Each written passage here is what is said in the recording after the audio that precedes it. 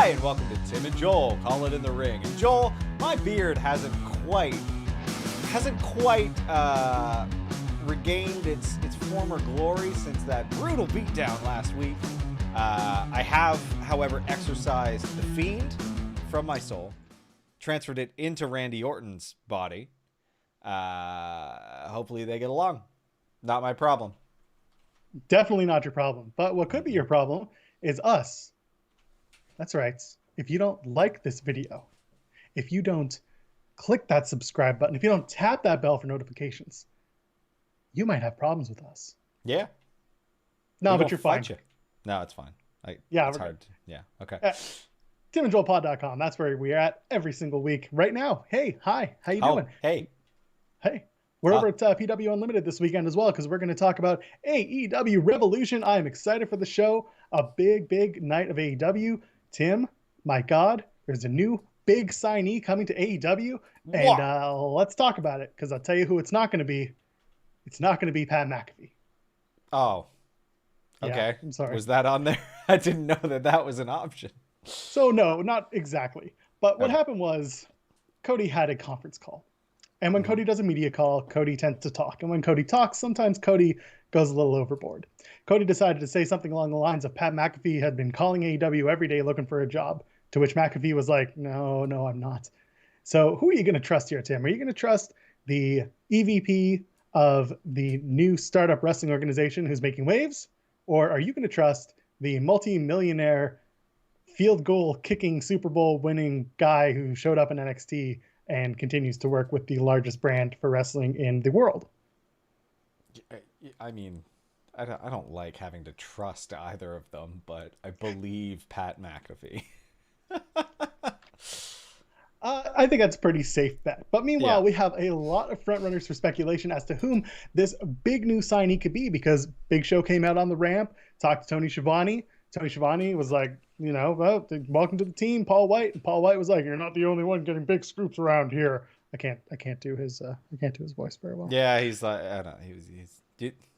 Tony seemed distracted during that entire segment to me. I don't know what it was. It looked like he was looking at. I think the JJ Dillon exchange really threw him off. Okay. After that was not scripted. When JJ came over and was like, tell him how this was the most impressive thing you'll ever see tonight. And Tony's response was amazing. He was just something like, you're not getting paid any extra for this.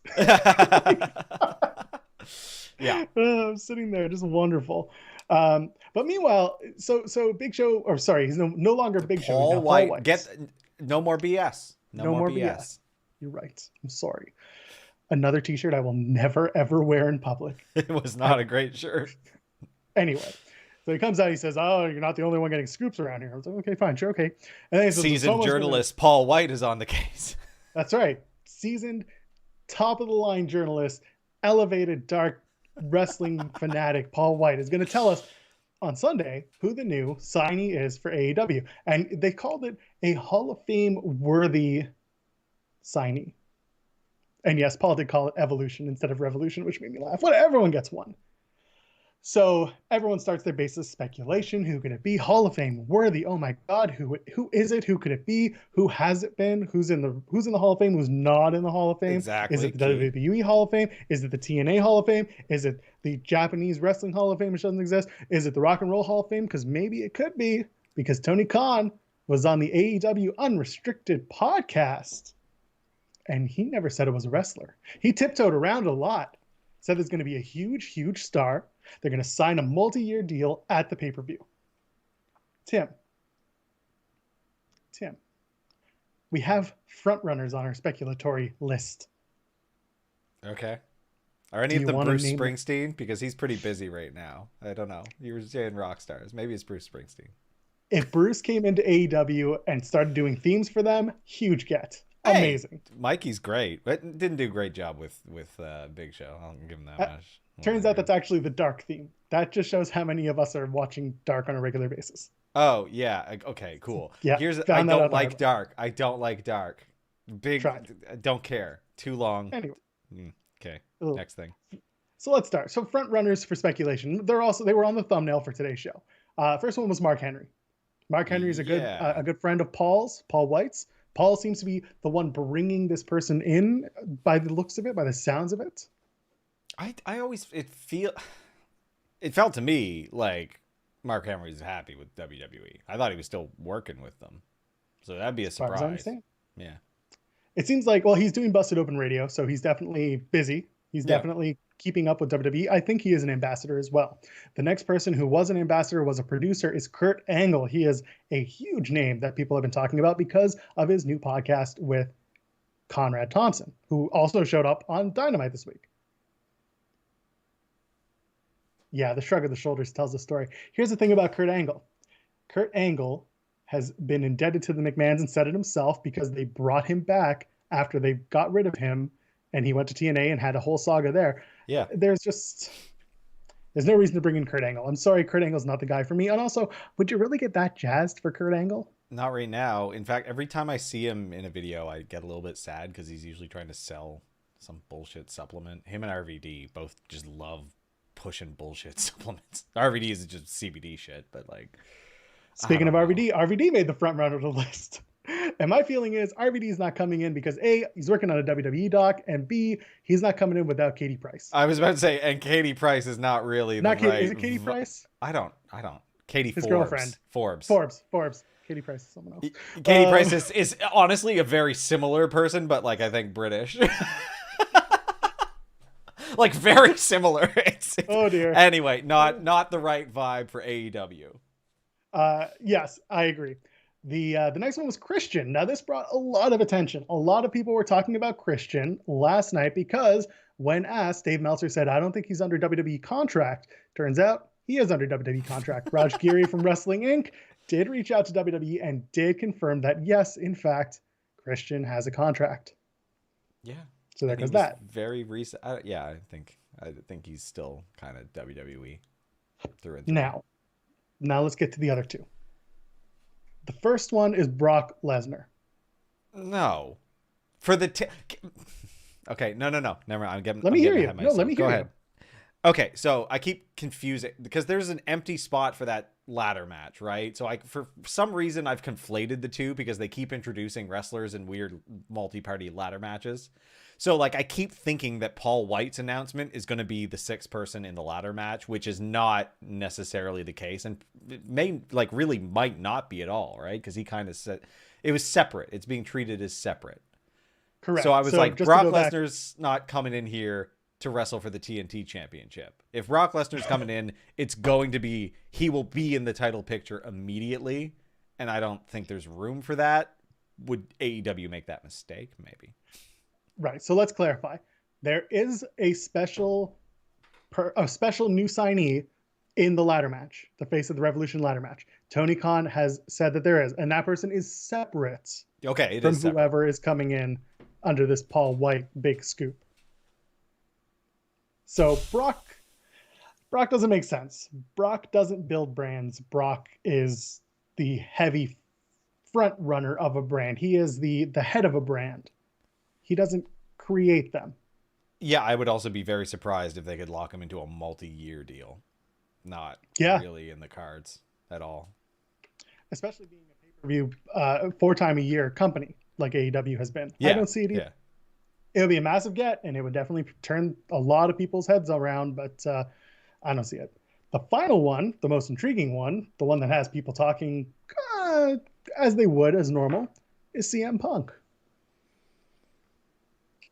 I'm sure he's denied it. Of course he has. He was asked today in a Twitter Q&A. He does this all the time. Like there's always a rumor about him, and he's always just like, no, and he's never not lied about it. Like, for the record, everyone on this list has gone through and denied it.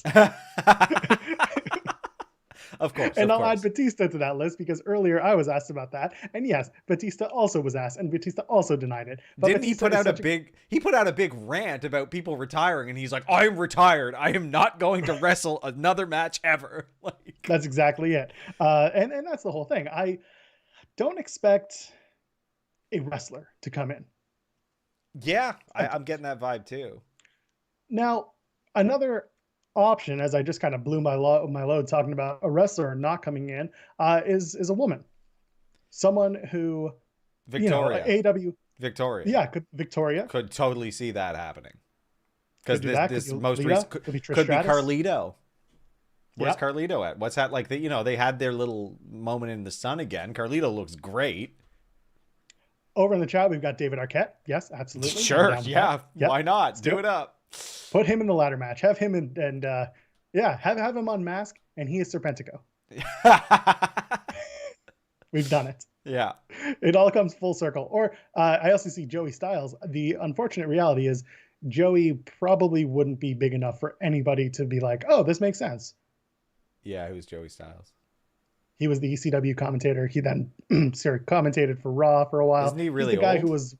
No, he's not that old. But his okay. his thing was the, oh my God! That was him. That guy. Yeah. Okay. Scotty Too Hottie. Bring back Scotty Too Hottie. That's what I want. Scotty is actually a PC coach. Damn it. I knew that. He's a coach I at the knew that Performance too. Center. I knew that. The point of the matter is a lot of people want to speculate, and speculation is amazing. And that's what we do in wrestling, and I love it. But we have to be careful. I had a conversation with a friend of mine about how wrestling fans sometimes set their expectations way too high and kind of forget where they're supposed to be sitting. And that is beyond the barricade. It's great to take a victory lap when you're right, but I don't really think we need to go so far as to get so amped up about a choice that it's the only one and nothing else could be that. The Juice Juventud Guerrera. That's a great one. I love that. Soldier Boy, also shout out, would be Yes. a right response to Bad Bunny, I guess. A much Could you less imagine? famous. It would be only beneficial for Soldier Boy, whose profile is not anywhere near where Bad Bunny is in the present day. They get Soldier Boy and they get Bow Wow. Oh man, damn, that'd be good. Tag team of the It year. would not be good. I would hate it, but it would be beneficial for those two rappers. Well, at the end of the day, we're here to baselessly speculate, just like all of you. And if one of us is right, then guess what? We'll take a victory lap, because you know who my official guest was as of this morning? Okay, who is it? Sid Vicious, Psycho Sid.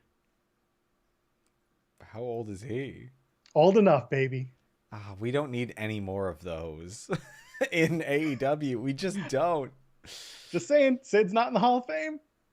Yeah, I wonder why. Hey, don't slander the good name of Sid Vicious. He was a capable wrestler. Well, a capable wrestler turned out to be Shaq. Yeah, big surprise. Big Did surprise. not expect that. Nor I. It was fine. Did you? He was enjoy on the tag par match? with Jericho. I did. Yeah.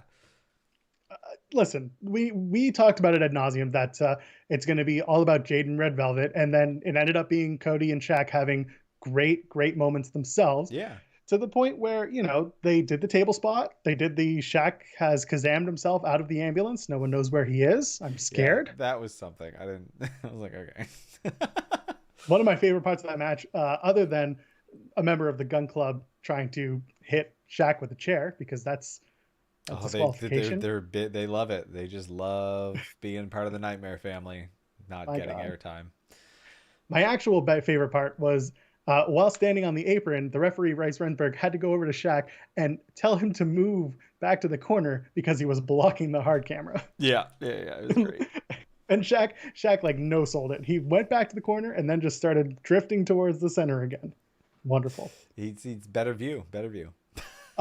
Any thoughts on Jade Cargill and Red Velvet's performances last night? Yeah, Jade did well. Like she can wrestle. She's going to be an interesting wrestler in AEW. I hope they give her, I hope they give her a story enough to kind of make her continue to grow as a wrestler and a character. Red Velvet, I feel like, again, she won 11 dark matches, and they're just like, oh, she's no stranger to losing or to winning. And I was like, I mean, she is from my perspective, like, are they, the way that they're writing the show really feels like they're catering it to like ultra stands, which I don't think is a good idea. Like, I don't watch every single thing connected to AEW or being the elite like all the time, and it feels like sometimes when they run that show, that's how they treat it. Whereas like I can watch like NXT, and it's, yeah, I don't need to have watched Raw and SmackDown and 205 Live and stuff, right? Right. No, I get it. The shows kind of exist in a vacuum, and they'll wrap it up pretty neatly if you've missed it. Yeah. And they put out Red Velvet's shirt, like they're trying, and it's just like, I don't think you've done the work to get to earn this. Like she's not.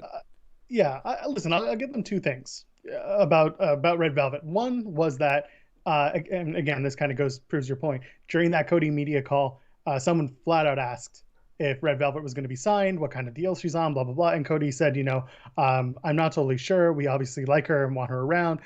She's on a tiered deal, but I also have papers in front of me and I don't know what they are yet because I haven't opened them. And everyone started, again, basically speculating that maybe they were Red Velvet's full-time AEW contract. Because when they send out the so-and-so is all elite, that social tweets, that is usually like a major deal. That is a major signing. They haven't done that with Red Velvet yet. I thought she was already signed. Like, there you go.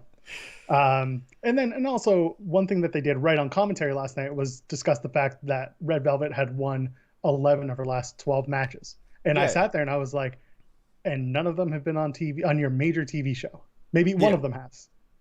Yeah.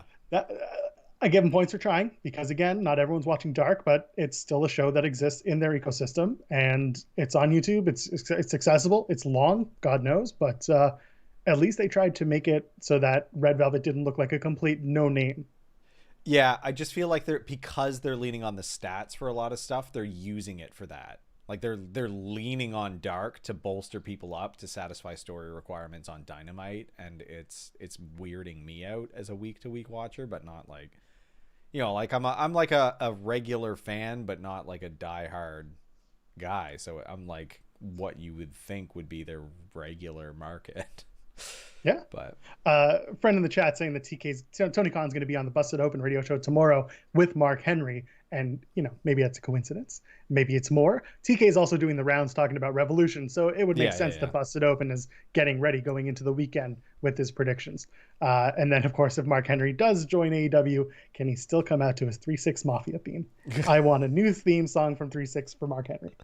Yeah, I don't know about that. Oh, okay, let's go.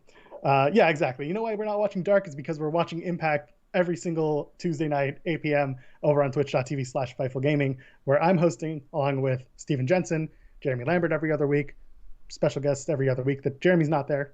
That's how we do it. All right. Do we want to talk about MJF and Jericho? Yeah, it was better than I thought. It was better than I thought it was going to be. I didn't mind it. I didn't mind it until the Bucks came out, and I didn't like their promo.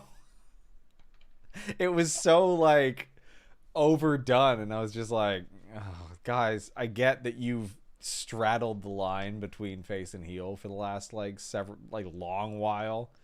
Again, with the Good Brothers even coming out at the end, I was just like, who are you? What are you portraying? Like, I don't care that your dad got beat up. I just don't. I'm sorry. Like, that doesn't make me like you, but I also, I don't want to root for Jericho and MJF. But like that corny, like, work hard, blah, blah, blah, blah, blah. That, bleh, bleh. So Eric Bischoff appeared. Yeah, as expected. I enjoyed it. That was cute. He was like, from this podcast. Conrad came out and, Conrad Thompson here, grilling JR. I'm just like, oh, okay. None of the other shows, eh? he can literally say all of them except for one, and everyone would. I would have loved that. I would have loved to have been like, Conrad Thompson, What Happened When, Grill and JR, The Iron Show, AfriShows.com, this show, that show, and everyone's gonna be like, what about the other show? Something did. No, not that one. Kayfabe. Anyway, we're getting too deep. I didn't mind the Young Bucks promo. You didn't mind it? They just can't lose this match. That's no, the they thing. absolutely They cannot can't. lose it. Yeah, no way. What do you think of that table spot with Pride and Powerful getting taken out by the Bucks? Does it become more integral to this Inner Circle feud that's kind of developing, or do you think that it's just kind of a storyline beat going into Sunday? I think it's just a beat. I don't know. I have this weird feeling that they're not going to give Proud and Powerful the reins. Like I expect them to lose, but there's every chance in the world that they don't. And then we see MJF and Jericho versus Proud and Powerful, which is okay, I guess, as long as Proud and Powerful gets out of the Inner Circle. Oh, it's a good point. And meanwhile, Tully Blanchard pinned a dinosaur. Yeah, he did. My God. 30 years off of national television. He did a little wrestle. He wrestled Marco as predicted. It was good.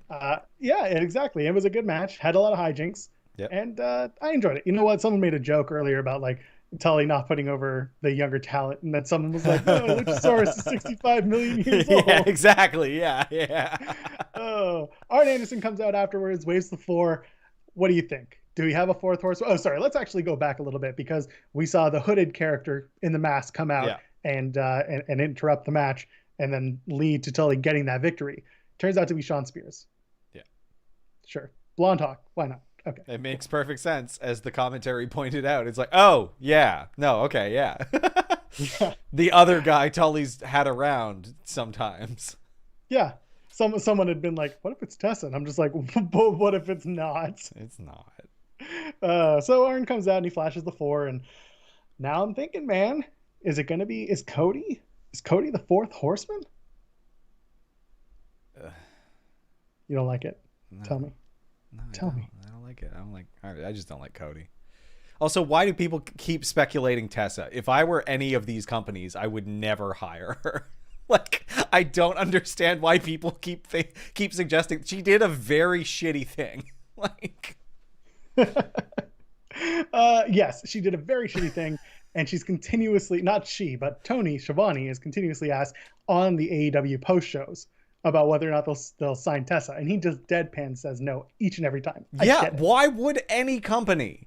Like, you can't rely. Anyway, whatever. I guess there are worse people in wrestling that continue to get work for some reason. So, yeah, a friend of mine released a little bit of a personal, not memoir, a feature column today, and said essentially that no wrestling organization is completely absolved of wrongdoing. Oh God, and no. It's business, and there's no right way to do it. And unfortunately, in wrestling, a lot of the times there are shitty people, and shitty people get found out every single day. That's the reality of things. You have to find a way to not get too close and not get too into the muck of what wrestling really is. No, well, Carney passed, etc.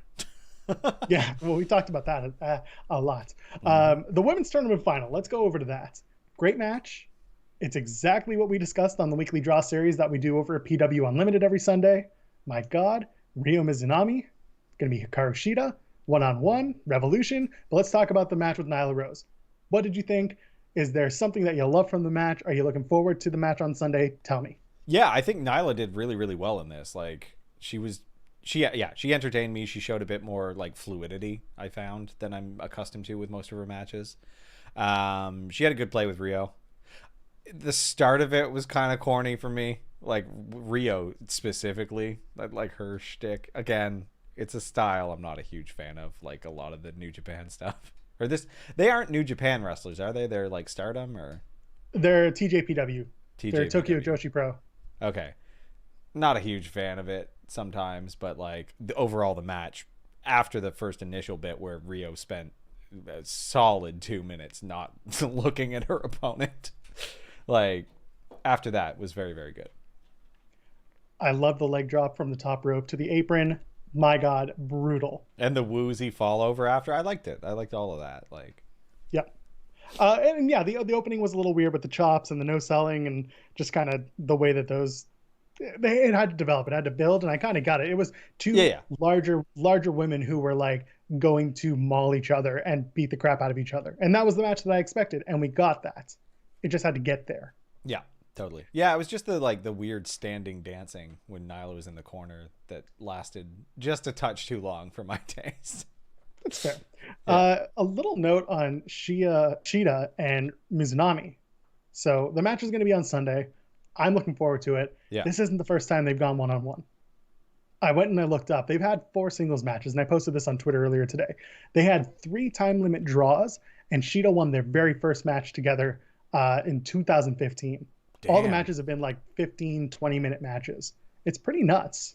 That's really interesting. I did like it felt for a match that is not like it's built purely on the tournament. I felt that interaction after the match really like hyped me up for this Sunday. Like seeing Sheeta in like the suit with the title, and then them going like like elbow for elbow was really cool. Yeah. So I'll give you one spoiler for those of you who are going to be watching us on PW Unlimited on Sunday when we do our AEW Revolution predictions. I think this match will be the first match of the AEW Women's Division, especially in a title shot, to go to a time limit draw. Yeah, when you told me that those 3 other matches did, I was like, they're gonna do it here. Like yeah, that's exactly same. So let's do that. And also, let's maybe get you to press like on this video. Maybe subscribe to us, timandjoelpod.com or youtube.com/timandjoelpod. All right? Okay. Love it. And maybe it'll get us a check for $4,200 given to us in a green envelope. Yeah, with our names scrawled on it in Sharpie. And I don't think that was a check. It looked like that was cash and maybe some change. It was a pretty bulky envelope. It was definitely one of those things. It was definitely cash. Yes, it was. A good way to get Max Caster into the face of the Revolution ladder match. Unexpected. He wanted to, you know what? Matt Hardy wanted to ruin the Dark Order, and that's a great way to do it. I didn't see it coming, but I wasn't shocked when I saw it. No, made sense. It was good. Like it. I like this Matt Hardy gimmick. Finally. I did not like this main event. Oh no, me neither. Yeah, okay. I loved Hangman in it. He's like very good. Yeah, and I feel like he shone while the others less so. And I get that they do this. This is an AEW staple now. Whenever there's a go home show, they put on a very, very random main event, and it's got to end in the big brawl WCW stuff. Yeah. We're out of time. Like that is the way. I don't understand why all those people would be fighting. Give me the Dark Order and Matt Hardy's people, and that's the only people I should be seeing there at all. And even then, like I don't need a bench clearing brawl. It feels weird. Yeah, it is. You know what's funny? I looked at how much time was left, like how much TV time they had, and I was like, they're gonna end in a brawl. Because it was like, I think the match ended with like 2 minutes, and I was like, they got to do something. They're gonna do something. It's just gonna be a big dumb brawl. Oh, here they all come. Yeah, big dumb brawl. Bear Country came out last. Was a little shocked to see that. A lot of people were moving a little slow. It was kind of a lazy Wednesday night.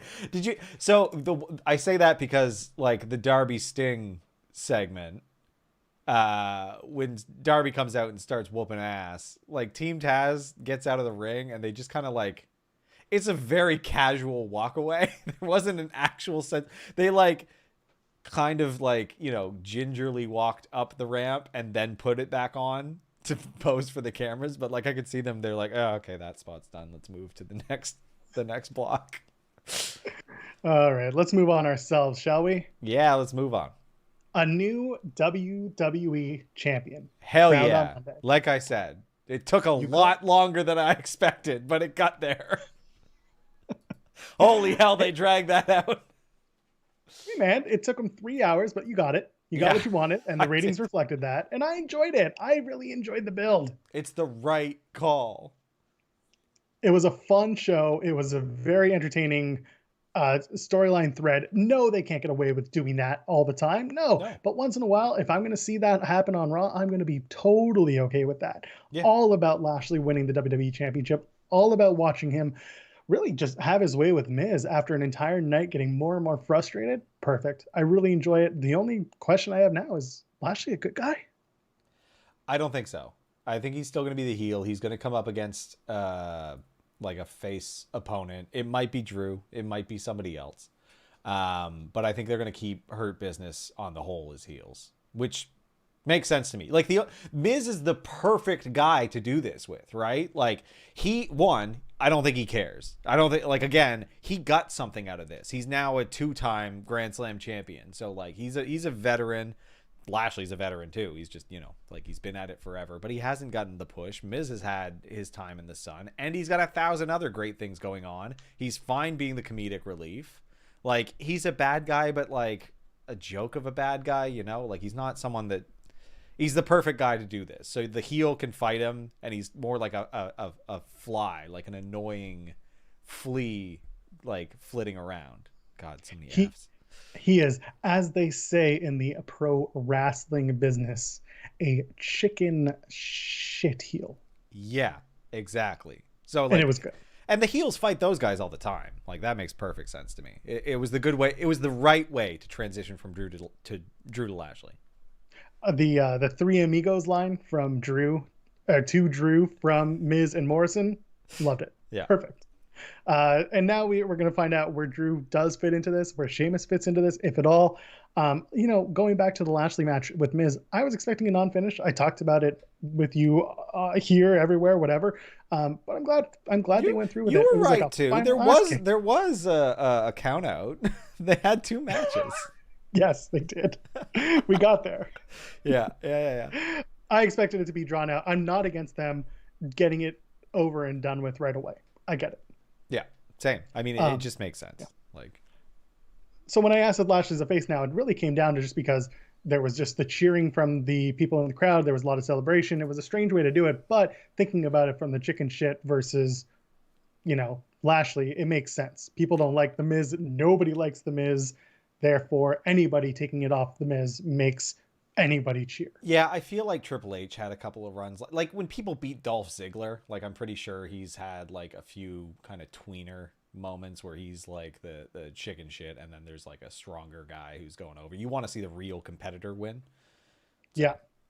And then someone in the chat's talking about having done a complete 180 on Lashley and the Hurt Business since they started. And I get it, because originally Hurt Business felt a little lackluster. And then I think when Raw Underground came along, that's when everyone started to see that Hurt Business was a real, like, dominant, ass-kicking faction. And then when they added Alexander, it became even more tough and more, undeniably amazing of a group. And MVP at the helm, he's a great talker, always has been. So him being able to coach and move these guys forward and having the experience that he has with Lashley from Impact, from TNA, it makes sense. There's a good camaraderie there. There's a good brotherhood there.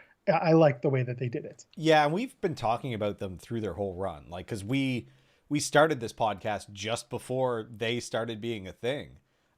Good point. So we've seen them evolve, and we've talked about it week over week, and they have been, like, there has been an ebb and flow. Like, there were weeks when we were very, very high on them, and then we're like, I don't know where this is going. Maybe they're doing this. And even the writers, you can tell they've maybe changed their minds a few times, because, like, this Cedric and Shelton stuff is toned down a little bit now, because maybe they're thinking, oh, okay, now we got a faction with all the gold. Maybe it's expansion time, right? Like, now we add a woman, as there has been speculation in the past, who regains the title post WrestleMania, or who gains the title post WrestleMania.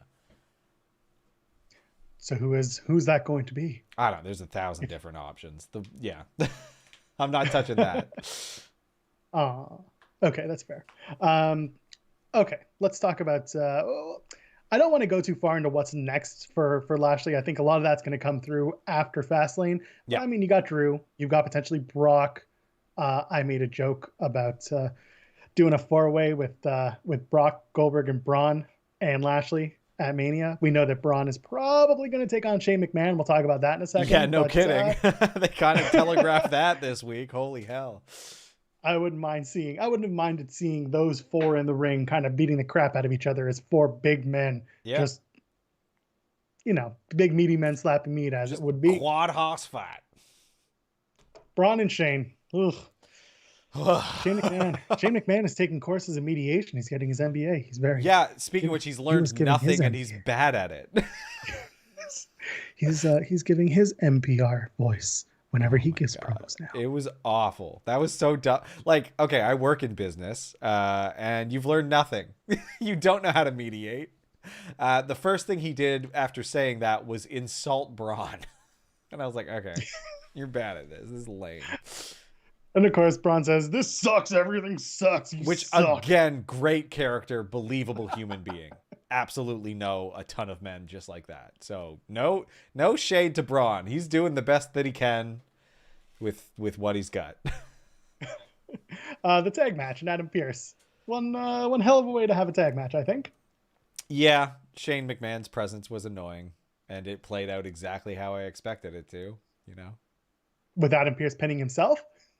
Yeah, well, no, with Adam Pearce costing him the title. Yeah, fair. He should have taken off his jacket. Don't know why Adam Pearce decided to wrestle in his jacket. I don't understand how anyone could be flipped over like that. He flipped himself, remember? Yeah, it was very obviously him flipping himself. Like, it's like, dude, you used to wrestle like not that long ago. This is dumb. It was fine. He just wanted you to know. It was they had to get to Shane versus Braun, so that's what we're gonna do. Right, exactly. The Charlotte promo. What's that? The Charlotte promo. Yeah. So I want to. I take umbrage. I have a big problem, Tim, with the idea of someone coming out and saying, I came back not to be in the title picture. I came back not to be on top of the Raw Women's division. And then on her first night, she won the tag titles and immediately found herself into a Raw Women's Championship position because guess what? She said, I want the title at Mania. So what the was that promo? Yeah. I don't know. And she gets what she wants, I guess. She can just go out and ask for it. Other people got, it shit like that kind of cheapens like the Rumble and stuff. It does. When someone's just like, yeah, I guess I'm wrestling at WrestleMania because I deserve it because I'm the people in the back like me. Yeah, and you know what? I give it to Nia Jax, Shayna Baszler, who came out and basically trampled all over that and said, it's all about you. Yeah. Of course it's all about you. And that's good. That's the type of commentary. That's the type of character work you want to see, especially from other heels. Now the question becomes, how does Charlotte actually get herself into a match for the Raw Women's Championship? Does Asuka just say, okay, let's go? Yeah. I assume Rhea Ripley's going to come back. We've talked about it as well, that there is an opportunity to do Charlotte, Asuka, Rhea Ripley, the three of them, with Asuka and Rhea being like, Charlotte, you beat us in the past, but one of us is going to kick your ass at WrestleMania because we want our win back. Is that where you go? What do you think? I think that's probably where they're going. Just if Charlotte has to be involved, I feel like that's the best way to do it. It's too short now to properly build Rhea, I think. So they're going to have to insert the two of them to help bolster this. And Rhea will probably win. But it does feel weird because, like, I don't know. Like, Charlotte is great as a heel because it's clear, like, I don't know if it's her real personality, but she does, like, one thing on screen. Because, like, even with her as a face, she seems exactly the same to me. And Charlotte's character. Like, I don't like her. I didn't like her as a tag champ with Asuka. I love Asuka. But, like, there is a lack of relatability. I agree with you there. Like, I cannot connect with her. She seems phony as all hell. Like, good wrestler and, like, great heel. I like her as a heel, but, like, she cannot be non-heel. Yeah, she comes out and basically says, I'm the queen, bow down. Or she'll come out and say, as a face, she'll be like, I'm doing this because I love my friends, and then turn on her friends the next week. Yeah, it's too... There's no proper layering of her character. It's just, I am queen, I am best, I win match. Yeah, and I mean, she's building on, like, Rick's legacy as well, which is like, he's always kind of a douchebag. Like, that's his shtick. Like, and that was the thing last week. That promo with Rick and Charlotte in the back, that was the best thing they've done in a long time. That was very good, very good. Like, and it was to cancel. It was to cancel something terrible they were about to do. They were legitimately about to give Lacey the championship, by the way. Yeah, I was right. Yeah. Credit Fightful Select for that one. Oh boy. Okay, let's talk about other things that happened. Randy's doppelganger. Good God. Yeah. I mean, okay. We're getting a Firefly Funhouse match, which, whatever. I love that shit. That was great last year. That's definitely where this is going. Yay! You know what? I'm actually excited for that. Maybe they watched Impact and they saw Ethan Page's match and they're going to do one better on him. Not hard. Randy versus Randy. WrestleMania. Doppel Randy versus Randy. He can work as slow as he wants. It's too slow. Doppel Orton. Yeah.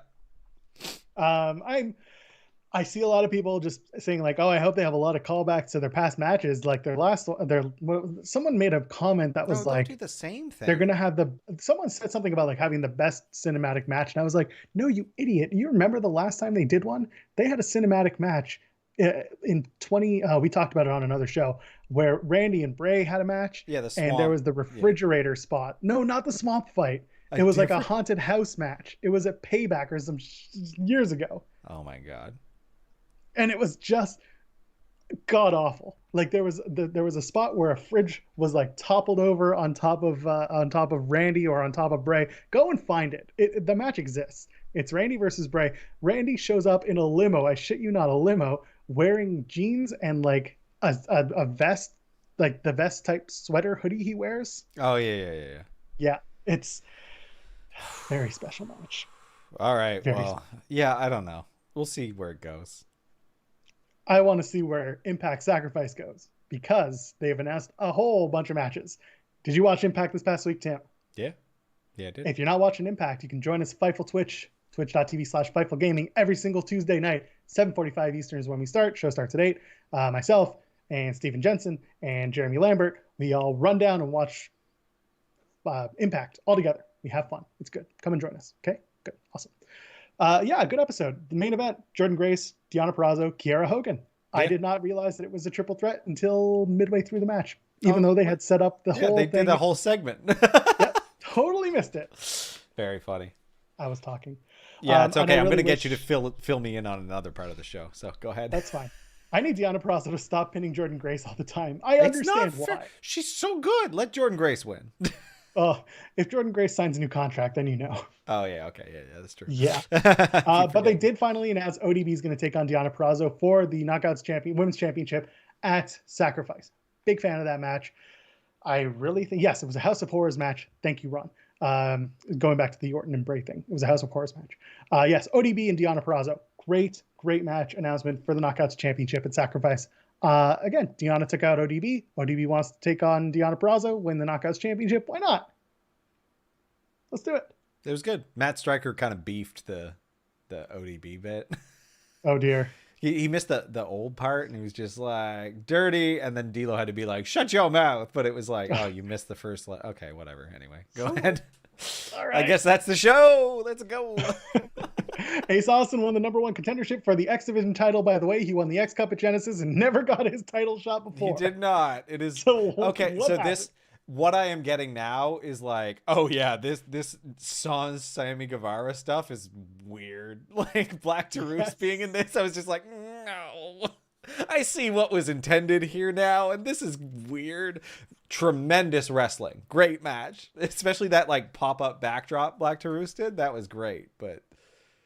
Again, Black Taurus is a great wrestler, and I say it again. If you want to know why people loved Cain Velasquez when he started, it's because Black Taurus carried him to a great match at Triple Mania. Yeah. That's what it was. He was just known as Taurus back there. But anyway, the point is, that match is happening. Yes, Sammy Guevara was nowhere to be found, and that's sorely missing. Like, yeah. So at Sacrifice, Ace Austin, TJP, they did a backstage segment at Swingers Palace, the casino, and it was fun. TJP is now like this cool hand Luke babyface, and that's not as fun. Yeah, it is what it is. Just like, I bet the dealer you would say that. And I'm like, the fact that he got a $10, like a $10 note handed to him as if that was like some big shit. I was like, this is low stakes table. Cheap ass. Yeah, I mean, it's representative of where they're at. Like, it makes sense. So Matt Cardona was a referee for the Brian Myers versus Eddie Edwards match. Now Cardona throws out the match, DQs Myers because Myers loaded up his elbow and got caught. It was the professional thing to do. The most professional thing to do. The most professional thing to do. It's the most professional thing that they could do because they're best friends. Are they just going to stop this and team up? Like, when are we doing this? No, we're clearly getting Cardona versus Myers. Why? I don't know, because they're got to lean on all the work that other promotions did. Okay, I could do that. I just don't understand it. But meanwhile, you've got Finn Juice and the Good Brothers at Sacrifice. Speaking of things that'll drive you nuts, that 8-man tag was good, but, you know, The build-up was garbage. Yeah, and then they're just like, yeah, we're wrestling now. I'm like, right? Sure. We are bad. It's like, all right. Okay. What else we got? Sorry, I got distracted. Apparently I have hairs out of place. I don't care. Oh, you TK's do. paid It's ad. so bad. Be self-conscious. Is it? No, it's fine. Oh my well, God. I mean, I it's see it. not great, but There it is. Oh yeah, I see it now. Live. all right, what's the next thing? Yes. Someone saying, remember when Kurt Hawkins was a referee that one week in WWE and it was the best referee they'd ever had? Yes, I do remember that. Back when Hawkins had to do a different job every single week and referee was the best one. Big fan. Okay, the TK paid ad. Did you watch it? Did you enjoy it? I watched it. I didn't enjoy it as much. The bit's kind of tired on for me now. So, like, it's fine. I enjoy that he's changed his tone a little bit. Whereas last week he was just this cocky dickhead. This week he was still a cocky dickhead, but he was like, we're all on the same team. He stopped taking shots at Impact. He's like, us against them, and we don't need to tell you who they are. It's like, okay, good. I like it. Calling himself the captain. He's firm but fair. And really the whole point is that TK hates Don Callis. Yeah. He doesn't hate Impact. I like it. Yeah. My only kind of grudge with it is gripe. Is that, like, it feels like some of that stuff has died off now, right? Like, it's not really present in either promotion aside from stuff like this. A lot of this reminds me of Vince McMahon and Jerry Lawler back in Memphis and the USWA. There were promos online, go on YouTube, where McMahon, it was like his first heel like tendencies. And this was in 94 and then again in like 1997. I highly recommend going back and watching those, and you'll see where Tony Khan got the inspiration. It's there. Interesting. Okay. McMahon goes on for like 4 minutes just talking smack against Jerry in one of the promos, against the city of Memphis in another one. Ace stuff. Love it. Delightful. Moving on. NXT. Oh, we move into Tuesdays, Tim? I've seen a few tweets. Yes. Madman Podcast, and yes, they are reputable. They did send out a little thing on Tuesday saying that there is talk of moving NXT to Tuesday nights starting the Tuesday after WrestleMania. What is that, the 13th or 14th of April? It's big. It's big news. And yeah, exactly. I mean, if this brings NXT back to its regular storytelling, then that's great. Yeah.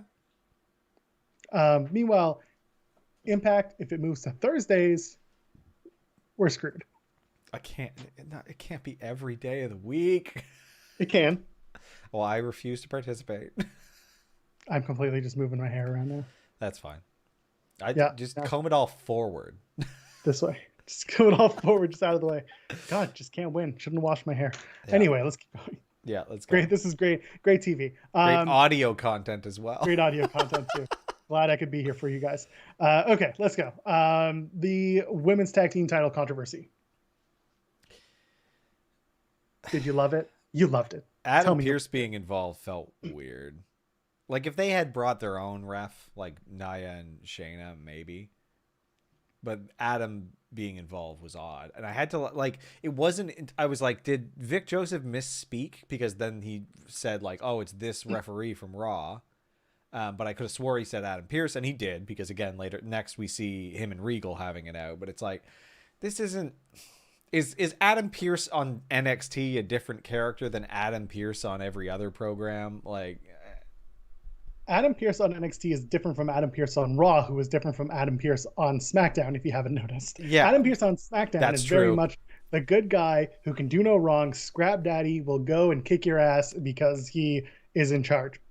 On Raw, Adam Pearce is, I'm listening to Shane McMahon. I am going to be subservient to the McMahons because this is the job I want to do. I need it. Oh my God. Yeah, you're right. And then on NXT, Adam Pearce is, I have to defend the main roster. So I brought my own ref. I hope you don't mind. He's actually my travel buddy, Sean Bennett. Oh, yeah, I don't like that, but whatever. It's fine. I guess they're probably going to prolong this then. Yeah. So, I mean, Regal comes out, or he's asked before the main event about what happened in the NXT, in the WWE Women's Tag Team title match. And he says, he's got a landscape shifting announcement to make. Oh, I missed that. Okay.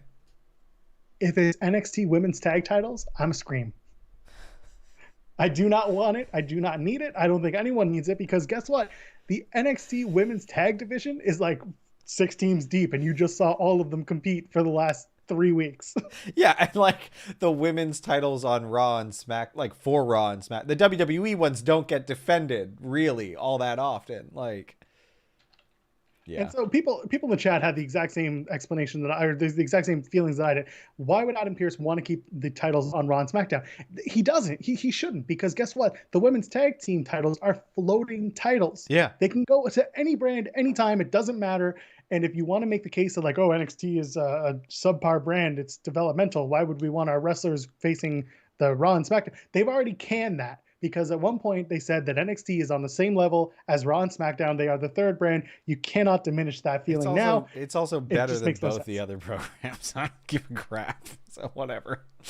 Often you're not wrong, and I'm hoping that if they do move down to Tuesdays, it gives them time to actually tell stories again and not just rush things for the sake of catching up with AEW. Yeah, the counter programming stuff is not it's not healthy, I don't think, for them. Like, you want to wow people, make content that people are going to share, because that's the way the world is now, right?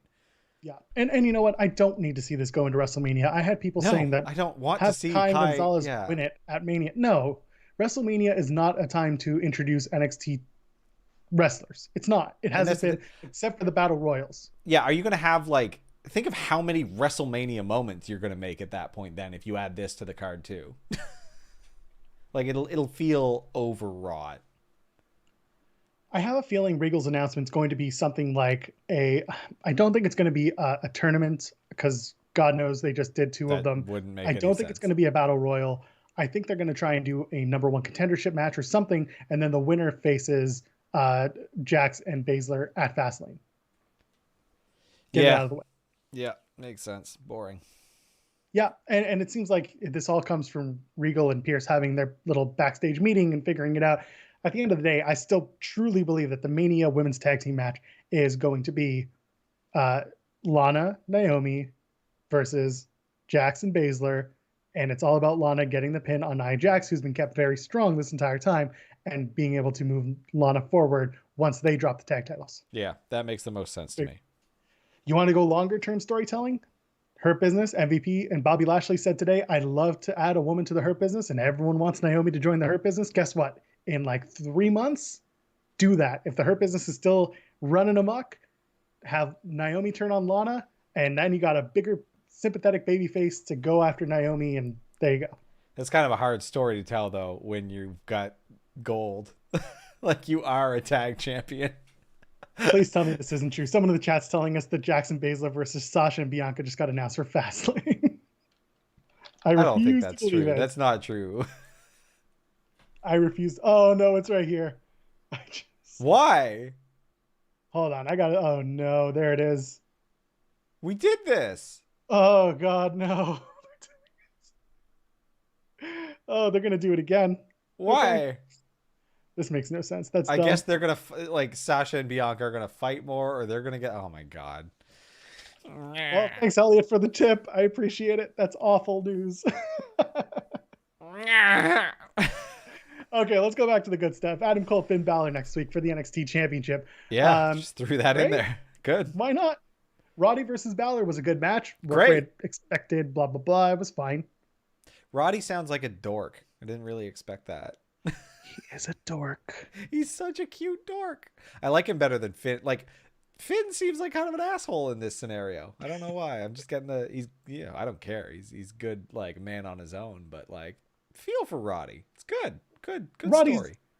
Roddy's dressed like a 40-year-old divorcee cool dad. He is a dork. Yeah. Either way. This wasn't a good look. Anyway, you know what? For the match against Adam Cole, I'm expecting Adam Cole to win. I'm then expecting him to face Roderick Strong in 2 weeks, and then Kyle O'Reilly comes back, and then they're going to make the match for TakeOver Mania week to be Kyle O'Reilly and Adam Cole. Yep. Finn's going to face off against who knows. Ciampa might be actually the new recipient of the Walters Florida Vacation match. That'd be great. Because of what happened last night. Yep.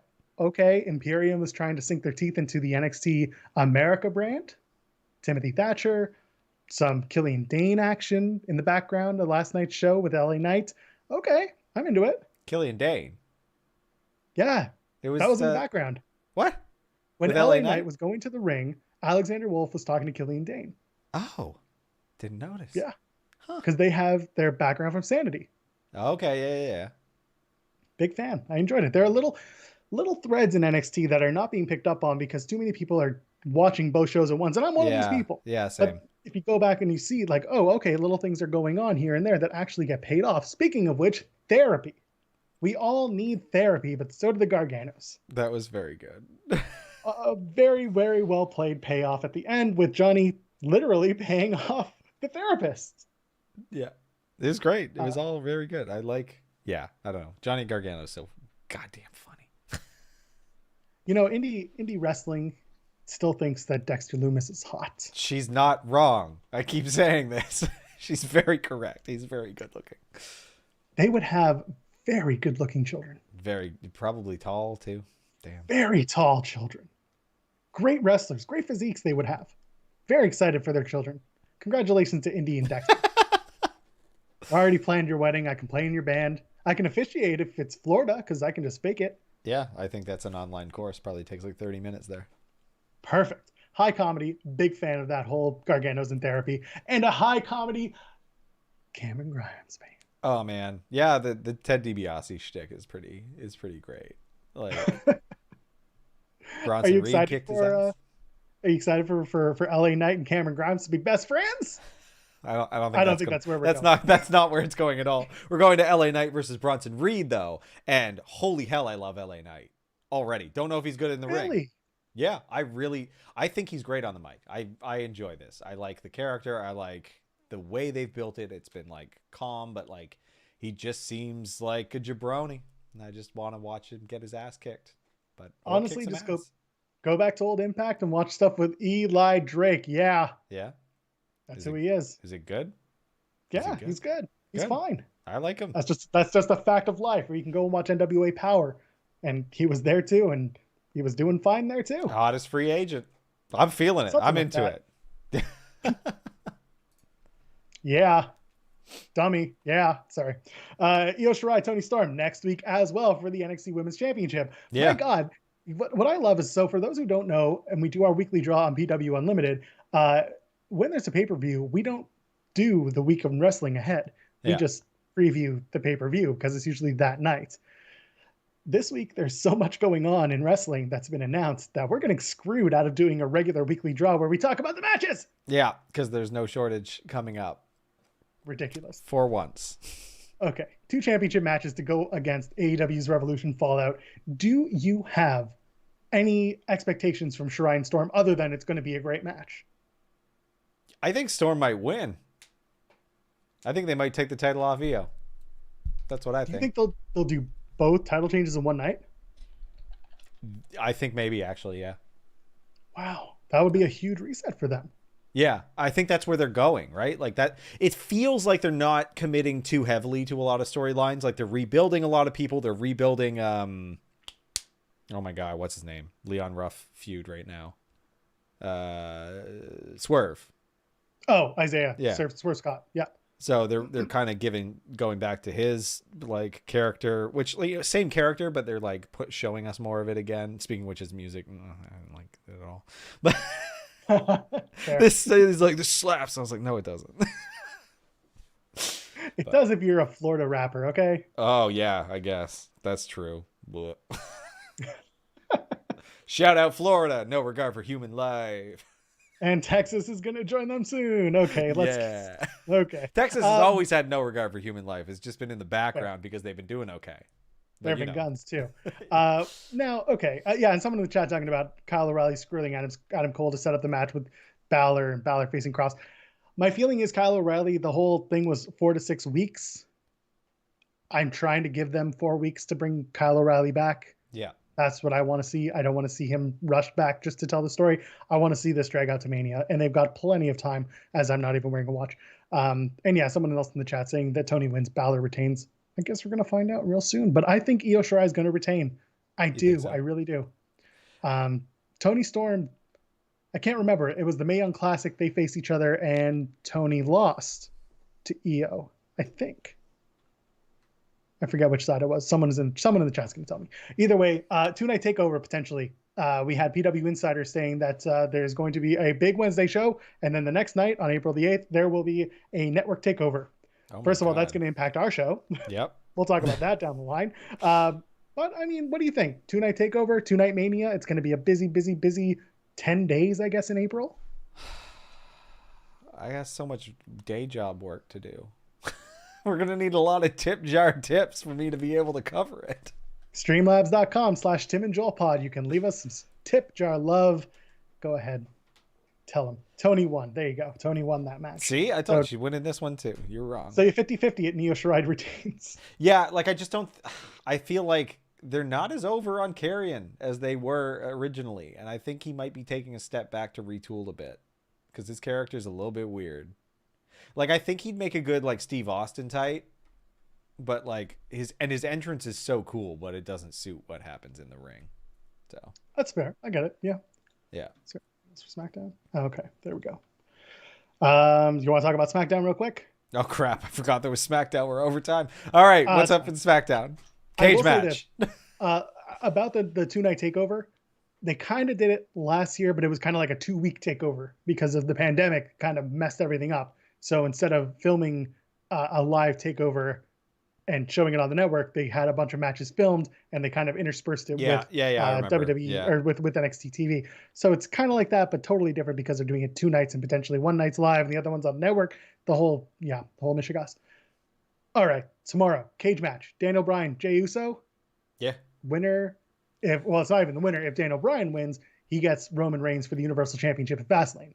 If he loses, he declares Roman the tribal chief, shakes his hand, tells him he's the best in the world and nothing's going to ever keep him down. And what do you think? Daniel Bryan's going to win that match. Ooh, okay. That's what I think. I can see him losing so that we can do that tag match that they talked about between Edge, Bryan, Jay, and Roman instead. Wouldn't be too bad. Yeah, it's just weird to make him grovel and then make him wrestle. Fair. And then meanwhile, on the other side of things, just announced is Bianca Belair will take on Women's Tag Team Champion Shayna Baszler. Bianca Belair will because apparently they have a title match at Fastlane because there's no justice in this world. I'm sure it'll be a schmoz finish. Nia Jax will get involved, and then Sasha will get involved, and then Reggie will get involved. This Carmella thing gets even worse because I was expecting this to all play out into Fastlane, where Carmella would face Bianca for the title shot or face Sasha for the women's championship and her shot at WrestleMania. Like, what are we doing? And now that's the question. That's the entire discourse on my Twitter feed right now is what the hell's going on? Yeah. Oh, you know who does have his shit figured out? Apollo. Who? Apollo's got a new character. It's a good character. Show them the steel, baby. Before we wrap up, I got to tell you this. So I am a Jewish man. Yeah. I had a bar mitzvah. Okay. When I go to temple, as the non-Jews call it, I wear the prayer shawl, a talit, as it would be called. And I looked at Apollo, and this is not, I'm not trying to make fun of anybody's background or anyone's practices. I'm only speaking of my own because, again, I only can tell you my experience as a Jew. And when he put on that shawl on SmackDown, all I could think of was, oh my God, it's a bar mitzvah of Apollo Crews. I know. And I thought that too. You don't got a monopoly on scarves. It's just a scarf. We don't. You don't. You just don't. All right. Fine. But I agree. I like that Apollo's got this new mean streak and that they're taking advantage of it. It's good. And they gave him a little tagline. Like, it feels like they're solidly behind him now. And, like, I feel like him throwing that staircase on Big E was, like, a great look. Especially paired with that tagline. Like, to show him the steel thing. He can keep hitting people with stairs now from here till Kingdom Come. And it's breathed new life into what is obviously going to be, like, Apollo Crews versus Big E. Probably at WrestleMania. So I think that we can get a Fastlane. We could. We'll see. If Big E's back tomorrow, yeah, for sure. But I see a multi-person match at Mania for the Intercontinental Championship. Maybe a ladder match. True, they do love that. I think this is the time of year where I have to start reminding everyone that one-on-one matches at Mania are not really a thing because they try to get everybody on the card so that everybody gets payday. Shining, yeah. It's true. I think that's something that a lot of people need to remember when they set the expectations. There's that word again when it comes to who's involved in what matches. Yeah, totally fair. Totally accurate. Makes sense. Going to be a good match at Fastlane, probably one of the best. So I agree, and I'm looking forward to it, and I'm looking forward to you guys being behind us. We appreciate everyone who's watching us live, who's interacting with us in the chat. That's amazing. If it's your first time watching us, we appreciate you. If it's your 50th time watching us, that's impossible because this is episode 29. So in other words, like the video, subscribe to us on YouTube if you can, share it around your social networks because that always helps us get your friends and your family and your mutuals talking about us, talking about you, talking about wrestling. Tim, where can the kids find you? Kids can find me at TimStoneP, TimbStoneb on Twitter. And you can find the show over at Tim and Joel Pod or youtube.com/Tim and Joel Pod. Same thing if you go to timandjoelpod.com. It's all the same. Twitch.tv/Fightful Gaming if you want to watch me do stuff once in a while over there. And PW Unlimited this Sunday will be running down the AEW Revolution card. I am at Joel Pearl, JoelPearl. And until then, ladies, gentlemen, friends beyond the binary, enjoy your wrestling, and we'll see you next week.